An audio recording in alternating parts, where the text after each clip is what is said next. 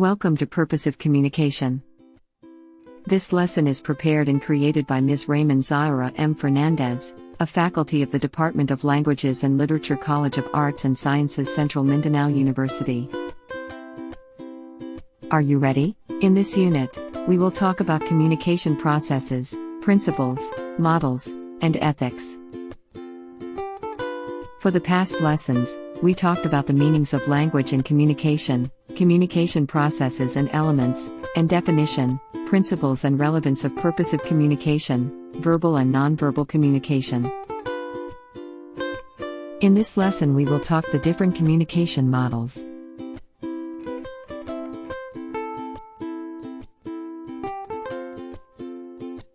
Objectives. At the end of the lesson, the learners must have performed the following with 85% accuracy. Examine the various models of communication.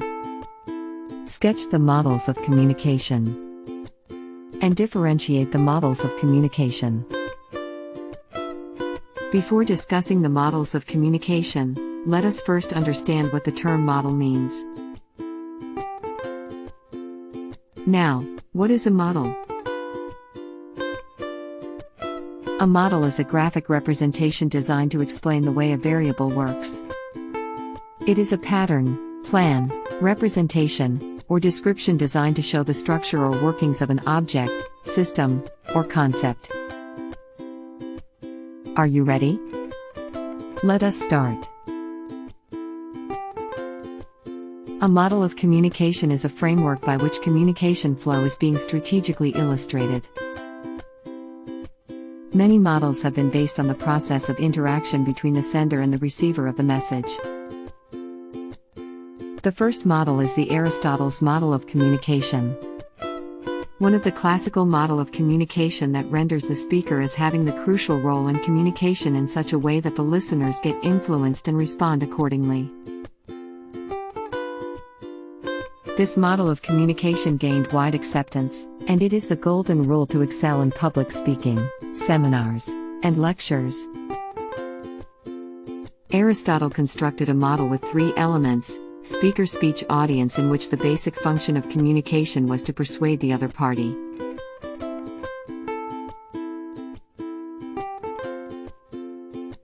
While the speaker, sender, is actively involved in the process, the receiver remains passive until the end of the speech or lecture. Just observe the scenario on the screen. What do you think is happening? Our next model is the Shannon-Weaver's model. In 1948, a mathematical theory of communication was introduced, and it specifically emphasized the role of the noise in achieving or not achieving the purpose of communication. This model illustrates the flow of information while considering the source, transmitter, noise, channel, message, receiver, channel, information, destination, encoding and decoding process. Just look at the diagram. This model of Claude Shannon and Warren Weaver has been considered as one of the most important models of communication, and it has led to the development of many other models. It is referred to as the transmission model of communication as it involves signal transmission for communication.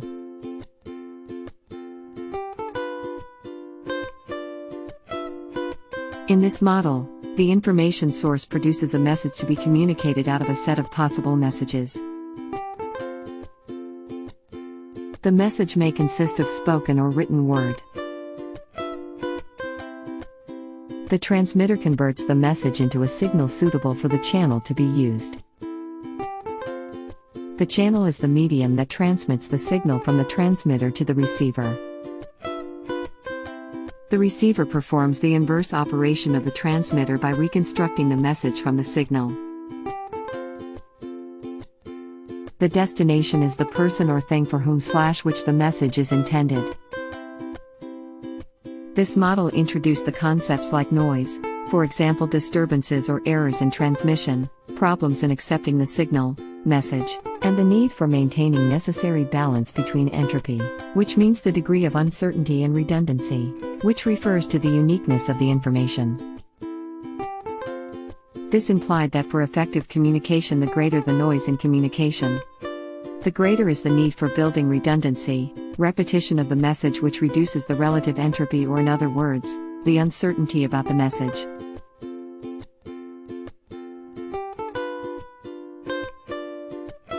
We now proceed to the next, which is the BERLO'S SMCR model of communication.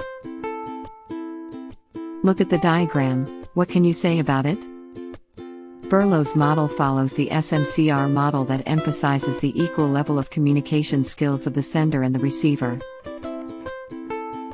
This model involves the source of the message, attitude of the sender towards himself or herself, his or her subject, and the receiver, sender's knowledge of the subject, social system like values, beliefs, culture, religion, and general understanding of the society, encoder and his or her message, content, elements, treatment of the subject, structure of the message, code, and the decoder. In addition, David Berlo presented some factors that influence the communication process between two people. The factors include communication skills, awareness level, social system, cultural system, and attitude. We also have the fourth model, which is called OSGOOD-SCHRAMM model of communication. This model added a notion of a field of experience or mutual understanding between the sender and the receiver to their communication model. This model exemplifies the sender, message, receiver, and the semantic barriers, which include the backgrounds, beliefs, experiences, and values that influence the sender and the receiver. Take a look at the diagram. Osgood in his model showed communication as a dynamic process in which there is an interactive relationship between the source and the receiver of the message. This model was found more applicable in interpersonal communication in which the source and receiver were physically present. For example, when a teacher teaches, the learners interact by raising queries, answering questions, etc. The two communicators take turns in becoming the sender and the receiver depending on the feedback. We also have the fifth model, which is the BARNLUND'S transactional model. This model banks on multi-layered feedback system, considers individuals as participants in sending and receiving messages, speech acts, which means that the meaning of the message could be altered as it is filtered by the noise via the transmission channel, air, thus rendering the failure of receiving the appropriate meaning of the message. This model is called encode, transmit, receive, decode model.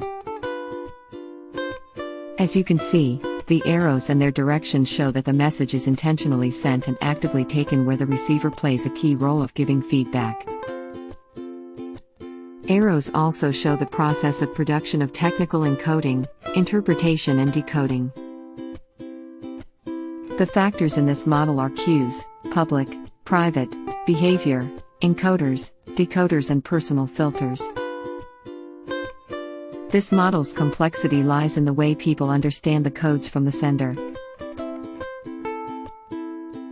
Public cues are physical, environmental or artificial, and natural or man-made. Private cues are also known as private objects of orientation, which include senses of a person. Both these cues can be verbal as well as nonverbal. Behavioral cues can be verbal as well as nonverbal. Now, we have the last model of communication. In 1967, Frank Dance has proposed the communication model called Dance's Helix model for a better communication process. The name helical comes from helix, which means an object having a three-dimensional shape like that of a wire wound uniformly around a cylinder or cone. Can you observe the picture in front? What do you think it shows? Dance's model emphasized the difficulty of communication. Frank Dance uses the form of a helix to describe the communication process. He developed this theory based on a simple helix which gets bigger and bigger as it moves or grows. The main characteristics of a helical model of communication is that it is evolutionary. In the helix structure, the bottom or starting is very small, then it gradually moves upward in a back and forth circular motion which forms the bigger circle in the top, and it still moves further. The whole process takes some time to reach, as like helix, the communication process starts very slowly and defines small circle only.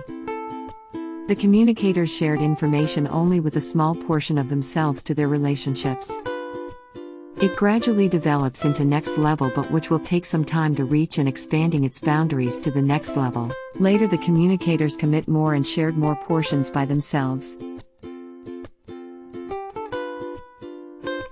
This can be compared to the following scenario. When a child is born, the only means of communication for him is crying. He cries for everything like hunger, pain, cold, and etc. As the child grows, the means of communication become wider and broader. He learns to make noises, then he learns a language to obtain attention and to fulfill his needs.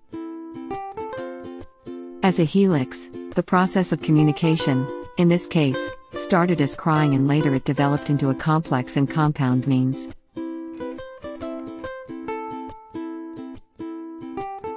In this lesson, we discussed about the 6 models of communication: Aristotle's model of communication, Shannon-Weaver's model of communication, BERLO'S SMCR model of communication, OSGOOD-SCHRAMM model of communication, BARNLUND'S transactional model, and Dance's helical model of communication.